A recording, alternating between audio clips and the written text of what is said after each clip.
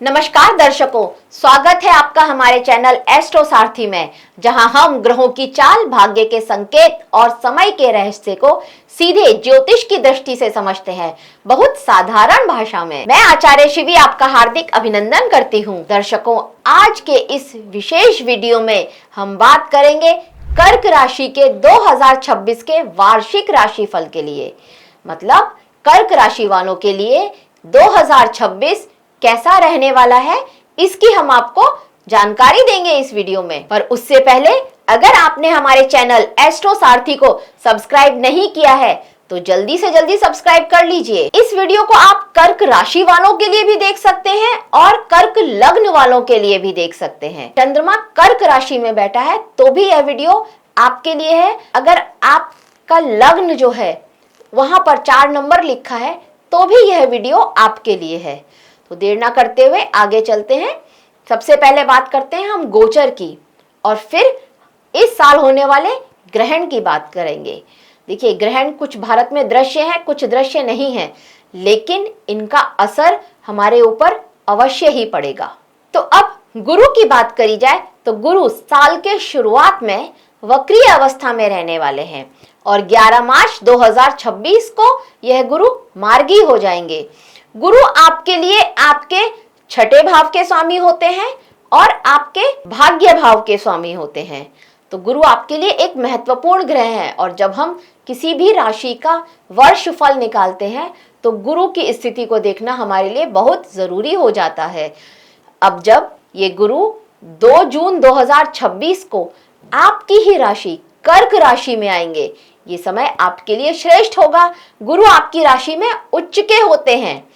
इसके बाद 31 अक्टूबर 2026 को गुरु सिंह राशि में गोचर कर जाएंगे, यानी आपके धन भाव में यह गुरु गोचर कर जाएंगे।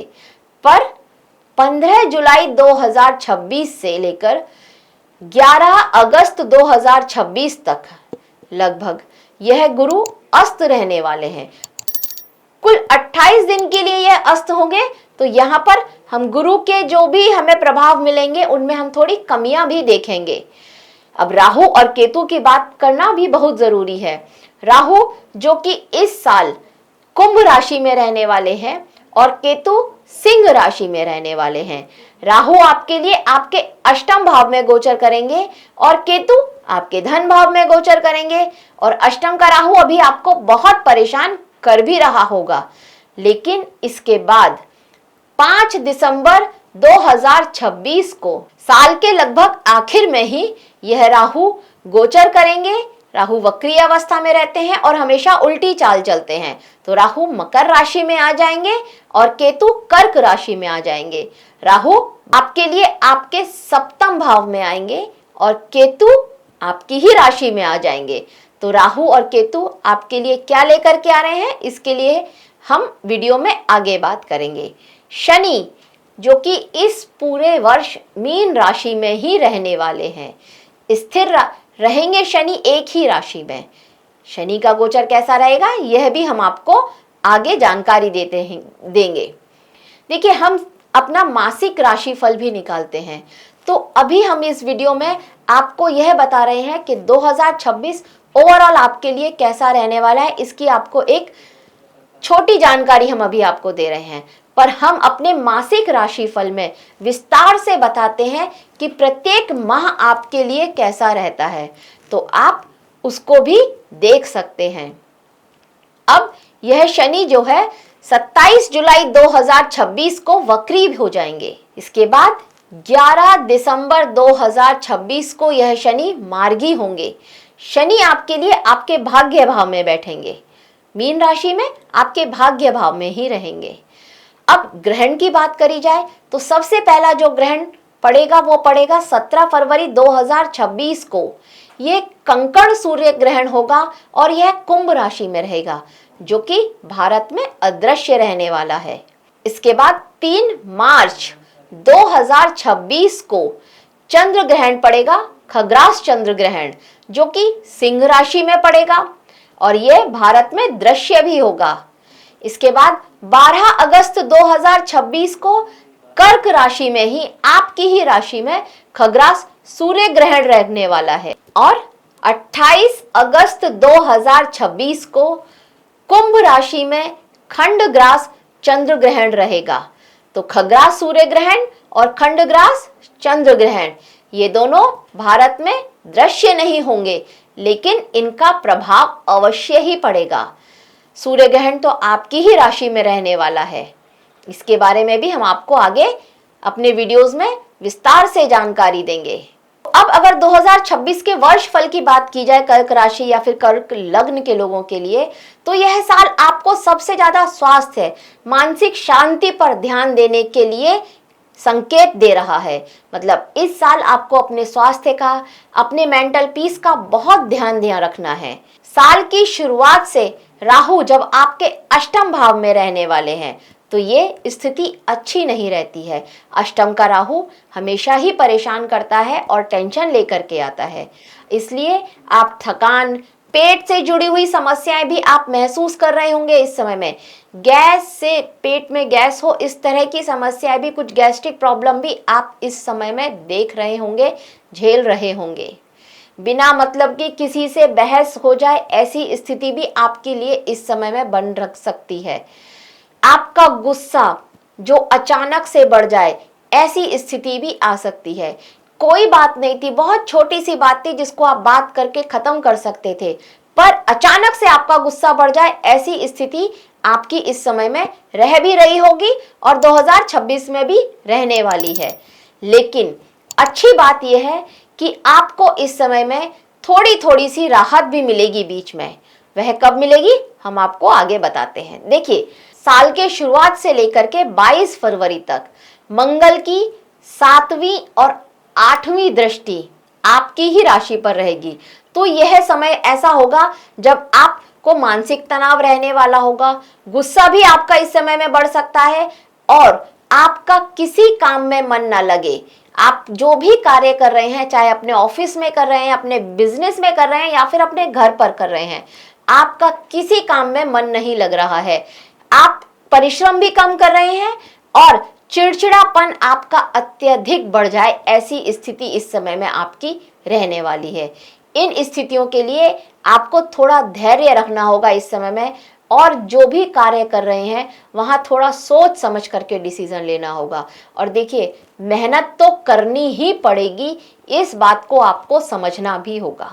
तो 11 मई से जब मंगल की नीच की दृष्टि आपकी राशि पर पड़ने वाली है, तो इस समय में भी आपको बहुत ज्यादा ध्यान देने की जरूरत रहेगी। आपको अपने पेट का, अपने ब्लड प्रेशर का बहुत ध्यान रखना होगा। ये समय भी आपके लिए चिड़चिड़ापन, लड़ाई झगड़े का समय रह सकता है। आपके स्वभाव को कुछ इस तरह का बना सकता है यह समय। इस समय में आपके छोटे भाई बहनों से बिना किसी बात के फालतू के मतभेद हो जाएं, आपको उनकी कोई भी बात अच्छी ना लगे या आपको वो अचानक से अपने दुश्मन नजर आए, इस तरह की स्थिति आपके लिए इस समय में बन सकती है। आपके रिश्तेदारों के साथ में किसी तरह का मतभेद हो जाए, इस तरह की भी स्थिति आपके लिए संभव है। आपका रिश्तेदार ही क्यों, आपके परिवार में आपके माता पिता के साथ आप देखेंगे कि उनके साथ भी आपका रिश्ता ठीक नहीं चल रहा है। इस तरह की स्थिति आपके लिए बन सकती है इस समय में। आपके पिता की सेहत का भी आपको बहुत ध्यान रखना होगा। उनकी सेहत से रिलेटेड भी बहुत सारी समस्याओं का सामना आप इस समय में कर सकते हैं। अपने स्वास्थ्य का ध्यान रखना चाहिए इस समय में आपको, और अपने व्यवहार, इन दोनों को ही आपको इस समय में संभालना होगा। तब आप इस समय से थोड़ा आसानी से निकल जाएंगे। के बाद 16 जुलाई से 16 अगस्त के बीच में सूर्य का असर आपके ऊपर रहेगा। सूर्य आपके स्वास्थ्य को भी प्रभावित करेगा। स्पेशली आपको पेट से रिलेटेड कोई समस्या हो सकती है, आपका ब्लड प्रेशर बढ़ सकता है या लो हो सकता है, ऐसी स्थिति यह सूर्य आपके लिए लेकर के आएंगे। अगर आपको माइग्रेन की समस्या है तो इस समय में आपका माइग्रेन बार बार ट्रिगर कर सकता है। ये वो समय रहेगा। घरेलू तनाव भी रहेगा और रिश्तों में दूरियां भी रहेंगी इस समय। यहाँ पर आपको थोड़ा सा ध्यान देने की जरूरत होगी। फिर 1 जून से 31 अगस्त तक का समय, ये समय आपके लिए अच्छा रहेगा। इस समय में आप थोड़ा राहत महसूस करेंगे और इस समय में आपके सारे काम बनते हुए नजर आएंगे। यह समय आपके लिए राहत और चमक दोनों लेकर के आ रहा है। गुरु जब आपकी ही राशि कर्क राशि में उच्च के होकर के आएंगे तो यह बहुत शुभ रहेगा। आपका मान सम्मान बढ़ेगा। लोग आपके पास ना सुझाव लेने के लिए आएंगे इस समय में, और आप उनको अच्छे सुझाव देते हुए भी नजर आएंगे। अगर आप विद्यार्थी हैं तो आपके लिए बहुत श्रेष्ठ समय है। इस समय का भरपूर फायदा उठाइए।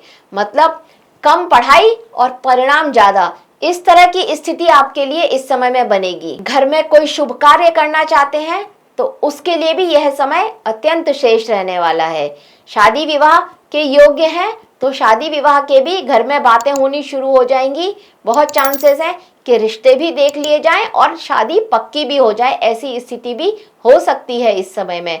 आपके मन में बहुत पॉजिटिविटी आएगी। मतलब अब तक जो पूरे साल की शुरुआत से लेकर के आप 1 जून तक अचानक आप बहुत नेगेटिव अवस्था में थे, लगभग आधा साल आप नेगेटिव अवस्था में थे। अब आप ये देखेंगे कि आपके अंदर बहुत पॉजिटिविटी आ रही है।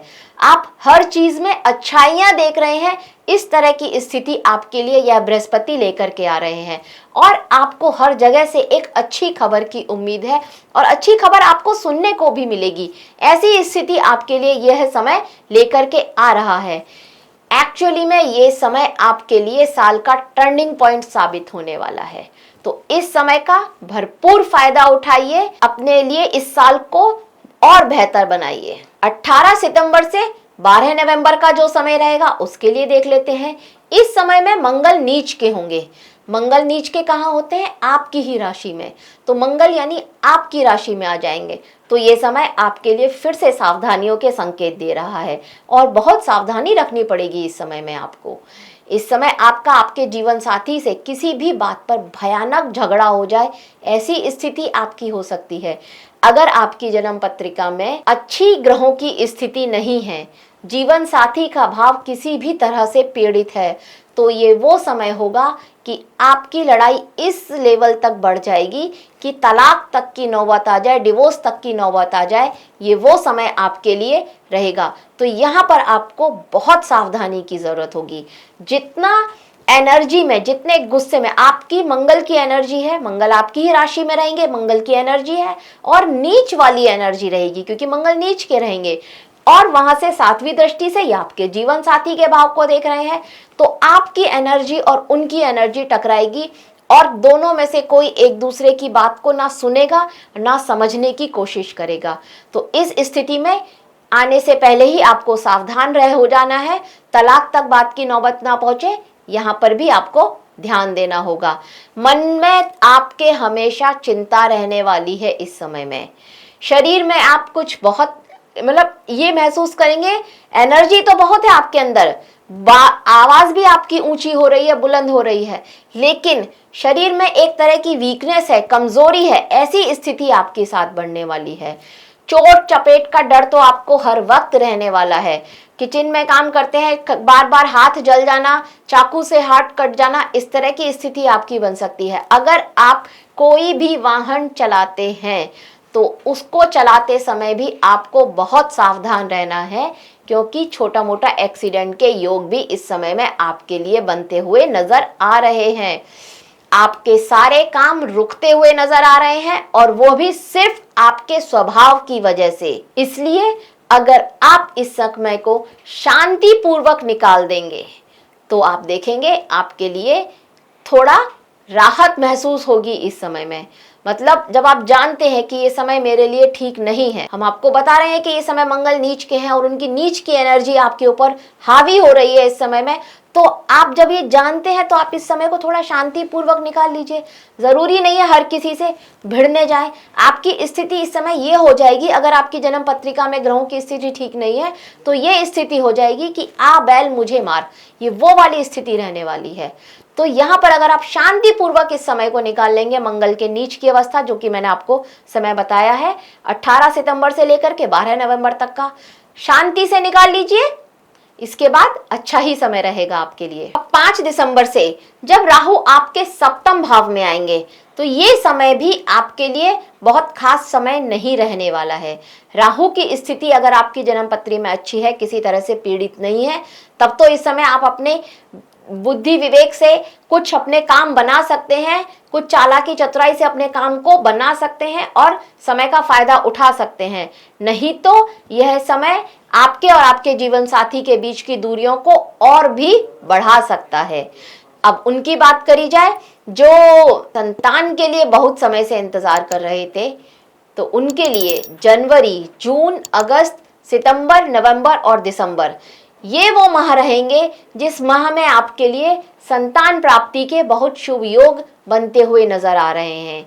इस समय में आपको संतान से रिलेटेड कोई बहुत अच्छी खुशखबरी मिल सकती है। अब अगर आप विवाह योग्य हैं कर्क राशि वालों, तो जून और जुलाई ये वो माह होंगे जब आपके लिए विवाह के प्रस्ताव आ सकते हैं और परिवार की सहमति से आपका विवाह हो, इस तरह के कुछ मतलब पारंपरिक रीति से आपका विवाह हो, इस तरह के विवाह के योग भी आपके लिए जून और जुलाई के बीच में बन सकते हैं। अगर विवाह नहीं भी होता है, क्योंकि कुछ समय ऐसे होते हैं कि जब विवाह नहीं होते हैं, तो आपके लिए विवाह पक्का हो जाए, आपका शादी तय हो जाए, इस तरह की स्थिति भी इस माह में बनती हुई नजर आ रही है।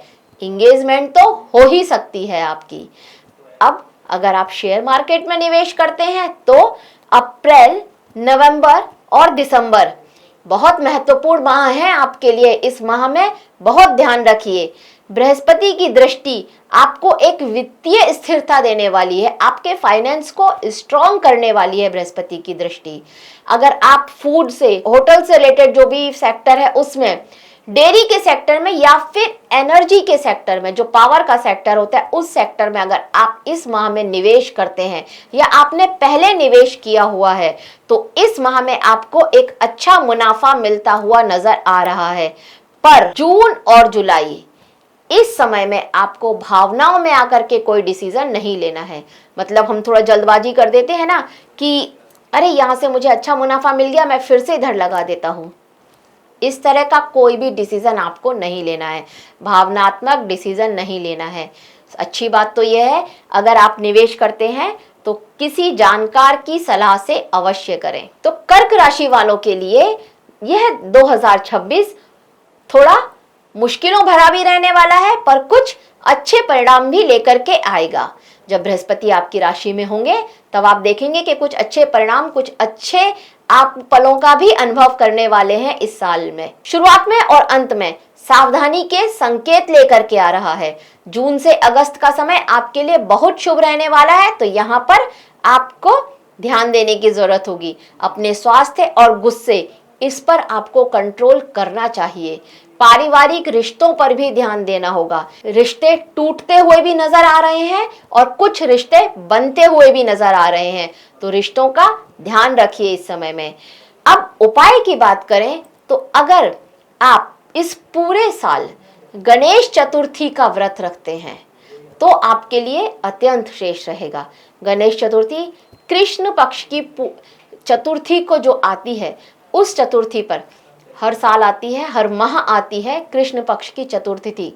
उस चतुर्थी को अगर आप गणेश जी का व्रत रखते हैं, उनकी पूजा करते हैं, इसको हम कहीं कहीं संकष्टी का व्रत भी बोलते हैं, तो अगर आप ये संकष्टी व्रत आप करते हैं तो आप अपने लिए इस साल को और भी बेहतर बना सकते हैं।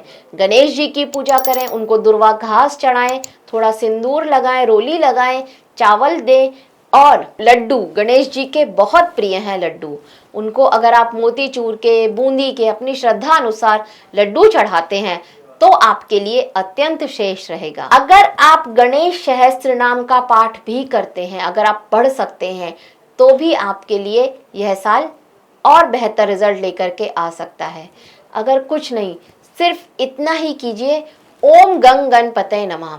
अपने हर कार्य की शुरुआत ऐसे ही करें, हो सके तो दिन की शुरुआत भी ऐसे ही करें। आपके लिए यह साल बहुत सारी मुश्किलों को दूर करता हुआ नजर आएगा। अगर आप हर पूर्णिमा पर, दूसरा उपाय यह है कि अगर आप हर पूर्णिमा पर चांदी या फिर तांबा इस बर्तन में मीठा पकवान बनाकर चंद्रमा को देते हैं, मतलब इस बर्तन में या तो कोई खीर बना ले, कुछ नहीं है तो हलवा बना ले, खीर बना ले, कोई भी चीज हो मीठी होनी चाहिए। तो चांदी या तांबे का आप कोई बर्तन ले लीजिए, उसमें आप चंद्रमा को वो अर्पित करें पूर्णिमा के दिन और फिर उसका प्रसाद बांट लें। तो आपकी राशि के स्वामी चंद्रदेव, इनकी भी कृपा आप पर अत्यंत श्रेष्ठ बरसेगी।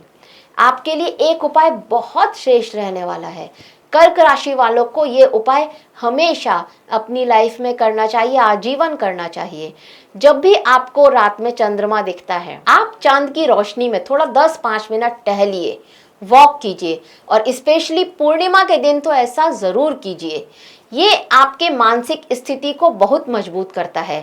कर्क राशि वाले इमोशनल होते हैं, तो ये आपके इमोशन को भी बहुत कंट्रोल करता है। तो आप अगर चंद्रदेव को अपने लिए मजबूत करते हैं, अपनी राशि के स्वामी को अपने लिए मजबूत करते हैं, तो आप अपने लिए अपने मानसिक स्थिति को और भी सुधार सकते हैं। आपकी डिसीजन पावर और भी अच्छी हो सकती है, आपकी मानसिक शांति बनी रहेगी, स्वास्थ्य में भी सुधार होता हुआ नजर आएगा आपको। दर्शकों, यह था कर्क राशि या फिर कर्क लग्न वालों के लिए 2026 कैसा रहने वाला है, उसकी एक छोटी सी जानकारी हमारी तरफ से आपके लिए। वैसे हम बीच बीच में मासिक राशिफल भी निकालते हैं, जैसा कि मैंने आपको पहले भी बताया है। तो आप और माह के लिए, हर माह की जिसमें हम विस्तार से जानकारी देते हैं, तो आप हमारे मासिक राशिफल भी देख सकते हैं और उसका भी लाभ आप उठा सकते हैं। तो बस आज के वीडियो में इतना ही। आशा करते हैं आपको हमारा वीडियो पसंद आया होगा। अगर आपको हमारे द्वारा दी गई जानकारी अच्छी लगी हो तो हमारे वीडियो को लाइक करें, शेयर करें और हमारे चैनल एस्ट्रो सारथी को सब्सक्राइब करें। धन्यवाद।